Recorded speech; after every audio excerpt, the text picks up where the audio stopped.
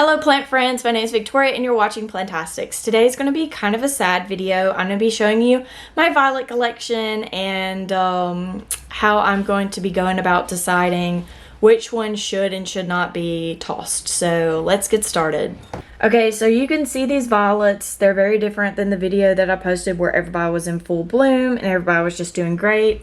So I thought that this was no cause for real concern earlier because I had 3 different things going on that can cause distorted growth, and I'll go through that list. So first of all, I had fertilizer every time I was watering, and I wasn't here to leach the soil, so that was number 1. Number 2, the soil was in like a hydroponic system, so it was becoming acidic because there's no one here to change the water. And number 3, I had these under incredibly bright T5 grow lights. So these are the Barrina T5s. These are the Barrina under cabinet LED lights. They're just not as strong. So I had those 3 things going on with my violets. So I was like, okay, cool, no big deal.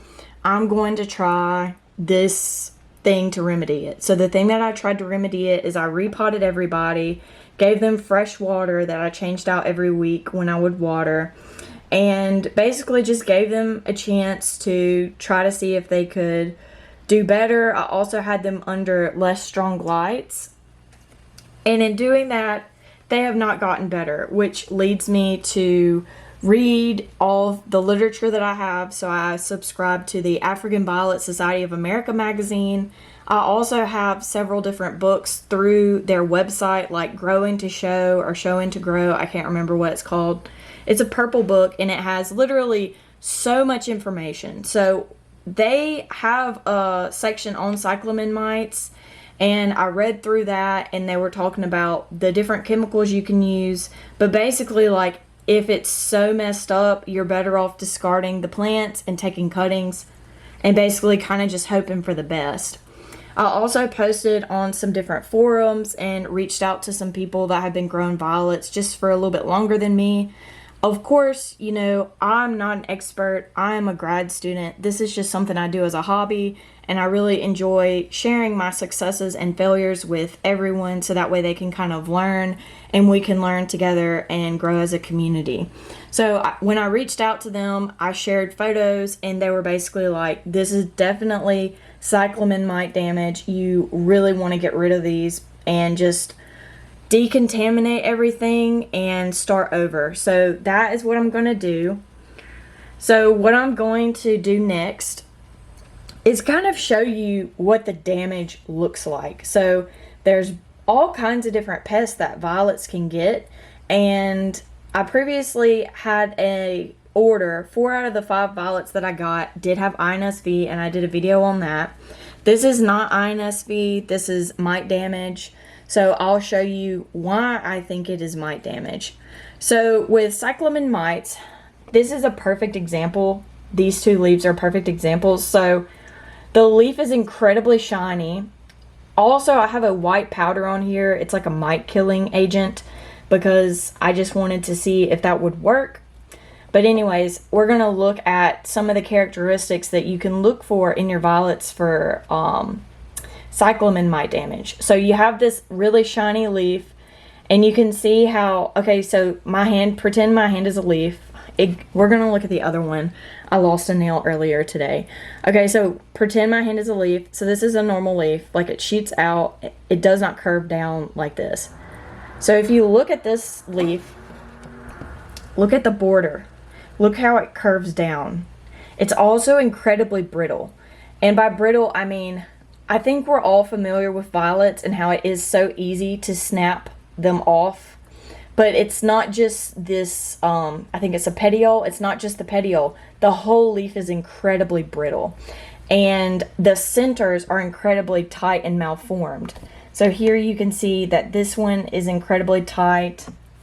This one's incredibly tight. And then some of them were so deformed that they died, and I just pulled them off because I thought, oh, this is the worst one. This is Midnight Waterfall, which I'm so sad to lose. Here is Optimara Texas 2. And this is my No ID. That is so beautiful. It's just such a pretty violet, and I'm very sad to lose them. But I just really want you to be able to learn what this looks like, because I have literally 1, 2, 3, 4, 5, 6, 7, 8, 9 different violets right now with cyclamen mite damage. So just really pay attention to, you have your leaves that are folding down, and then the centers are so incredibly tight. Like, look at Ma's Arctic. Like, sis is not okay. Like, it is not, you can't even see a rosette anymore. Look at that. So these are really small pests, so you'll see the symptoms of them being there. You won't be able to see them. They're not like thrips. You actually do need, from what I know and could find online, you do need a microscope to be able to find these. I don't have a microscope yet. I'm gonna add it to my buy me coffee thing, and people can like contribute to it, and that's my goal. My birthday is in November, so it'd be so nice to be able to get one, because I can share images of different mites and different pests with you. So, should I get rid of all of them? Ideally, yes, I should. But what I'm going to end up doing is I'm going to try to grow this one out a bit more. And what I'm going to end up doing is trying to take this little baby here, plantlet, as a propagation, and salvage it. This is, yeah, Louisiana Lullaby. The others are literally so messed up that there's no point. So what I'm going to do is I'm going to dump the pots out into a big bag, and I'm going to Ziploc it and throw it away, like a gallon Ziploc bag. And then what I'm going to do is I'm going to take all of these pots and I'm going to put them in a big container, kind of like this one, and I'm going to put in bleach or Clorox. I'll have to see which one I have. I think I have Clorox. And basically let it soak for a little while, and then I'm going to empty it out, and that will just be to disinfect it. Now, something else you can do with cyclamen mites if you catch it early is you can have the plant and you can submerge it in water of 110 degrees for a certain amount of time. Now, these mites are these plants are a little far gone, but I was going to try that on these two. I know I said this one's Louisiana. I think this one might be King's Ransom. Yeah, King's Ransom. I love these two. I also love Midnight Waterfall, but I'm just like, is this one leaf even going to propagate? But anyway, so I'm going to dump them out. I'm going to take these 3, and I'm going to use this thing that I have. So you basically have it and you put it in the water, and you can set it for a certain temperature. And so that's what I'm going to do, and I'm going to put them in there and weigh them down. I'm going to go reread the book, the Show and to Grow book, and see how long that they said to put them in there for. So I am going to try to salvage like these 2 or 3. The others I'm just going to toss. And the reason why I'm going to salvage or try to salvage these is I just want to see if it works. I'm not going to keep these violets around. My others, they're going to stay.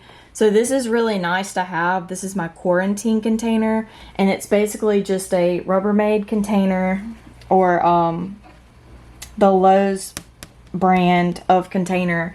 And I have some Barrina LED lights that I have zip tied. I just drilled some holes in there to zip tie them in, and this closes. Now this isn't airtight, so if you have something that can fly, like thrips or something, you might want to do a little bit more stuff. You could try maybe using silicone to plug the holes or something like that. But so this is basically where I quarantine stuff when it's really sick and I'm kind of afraid of it spreading somewhere else.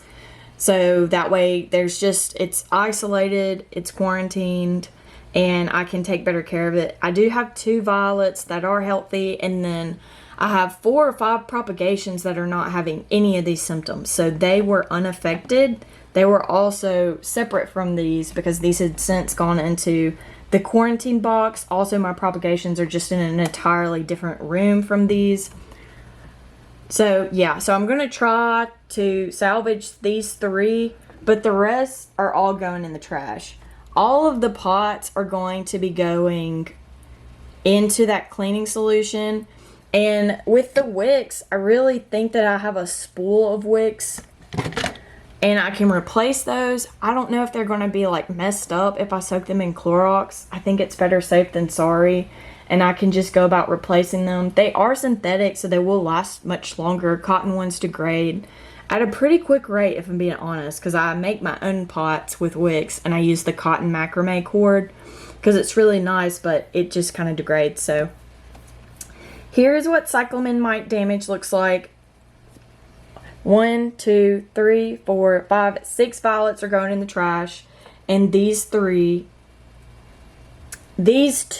I'm going to try to save, and then I'm going to try to save this 1 leaf of Midnight Waterfall because it's just such a beautiful variety. And you know what? It's sad. I literally grew this one entirely from a leaf. I grew this one, I think, from a leaf. Like, it's just really sad, but it is what it is. Like, sometimes you can't win. And, yeah. Sometimes you don't know you have cyclamen mites until you really know you have them, you know? I just feel like I shouldn't go on a vacation anymore because I literally came home to spider mites and my whole African violet collection dying. So, yeah. Or maybe I will get literal live feeds of camera feeds to where I can see and monitor them and then instruct people, like, basically on what to do should something like this happen. Yeah, when you get really deep into the plant hobby, things can go south really quick. But yeah, it's super rewarding. I'm really happy for everyone that gave me information on how to go about this, and everyone being supportive, because apparently losing violets is something that just comes with the hobby. You know, you grow some, you kill some, you get better as a grower. But yeah, so thank you so much for watching. Hopefully I will have a unboxing video and I'll be in better spirits then. I'll be seeing you next time. Goodbye.